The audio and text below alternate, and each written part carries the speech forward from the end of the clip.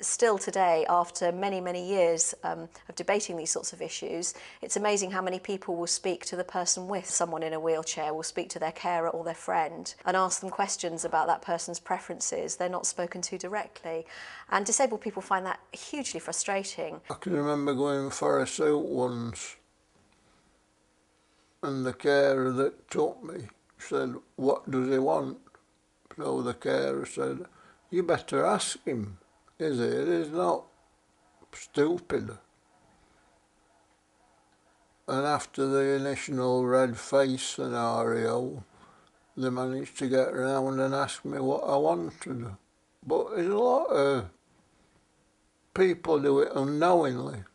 Because we're in a wheelchair, doesn't mean to say we're not capable of thinking.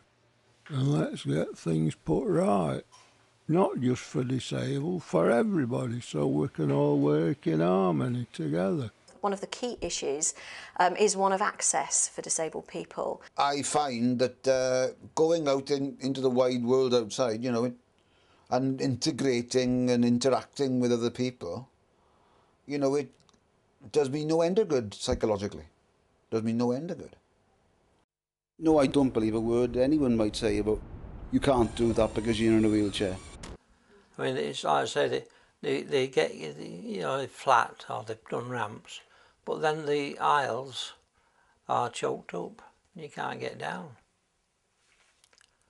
I mean, I know I went into one in Chesterfield. I went down this aisle there, and my wife said, "Stop! You're taking everything with you." So they don't, you know, they pay lip service to it really. I'd say that I don't look on people being disabled.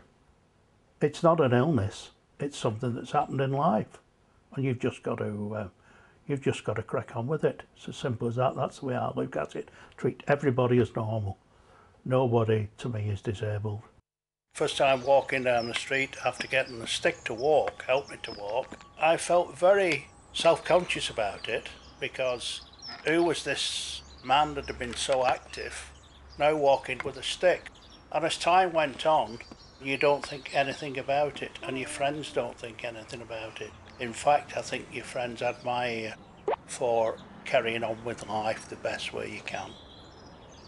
I think probably the most challenging of all the performances was probably Ian's voice, just because he was kind of struggling with a lot of his words, and you know, trying to communicate what he wanted to say, and for us to actually put that into a kind of cartoon form was really tricky.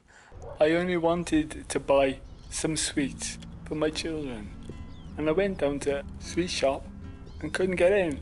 It makes me feel a bit cross, a bit frustrated more than anything. I lose the will to get sweets in. That picture up there is me standing up on my bike in the Alps when I was 21. The only thing on my mind was bikes and booze. That was all it was. I used to love it.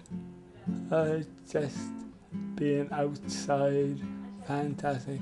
We want to reach really those who are between 35 and 55 who have got through the first flush of life and the excitement of youth and all the rest of it, and the settling down, and who are probably thinking more about society.